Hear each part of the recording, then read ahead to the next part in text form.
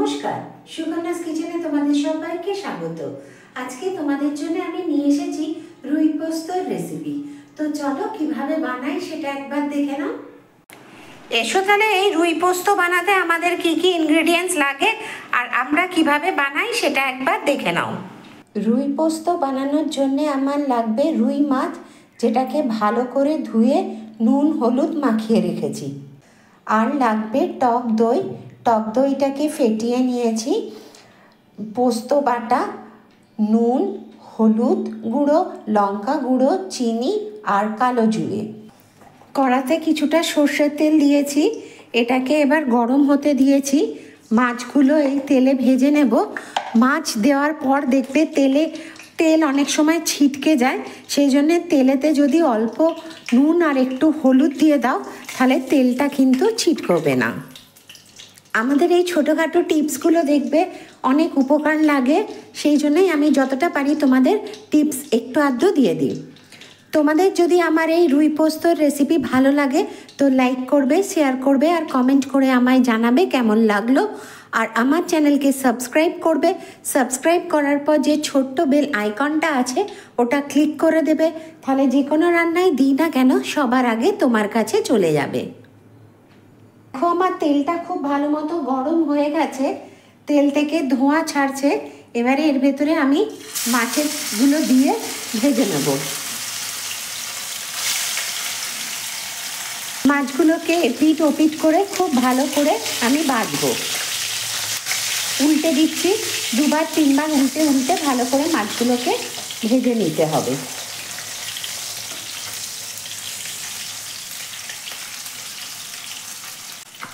দেখো আমার মাছগুলো ভাজা হয়ে গেছে, এবারে এগুলো আমি নামিয়ে ফেলছি।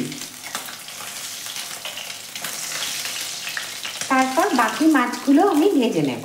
এতে আমি কালো জিরেটা দিয়ে দিলাম, দিয়ে এটা একটু নেড়ে নিচ্ছি। তারপর একে একে সমস্ত মশলাগুলো দিয়ে দেব। প্রথমে পোস্ত বাটাটা দিলাম, তার সাথে চিনি দিলাম, লঙ্কা গুঁড়ো দিয়ে দিচ্ছি, নুন দিলাম আর হলুদ গুঁড়োটা দিয়ে এটাকে আগে একবার নাড়বো।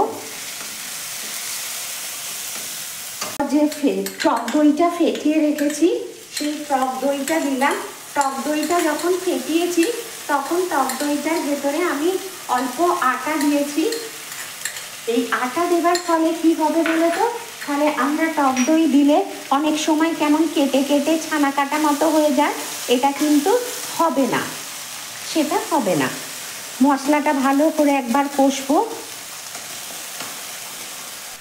পোস্তর বাটিটা ধুয়ে এতে অল্প জল দিলাম, আর টক দইয়ের যে বাটিটা ছিল সেটাও ধুয়ে এর ভেতরে অল্প জল দিয়ে দিচ্ছি, দিয়ে মশলাটা আরেকবার কষে নেব।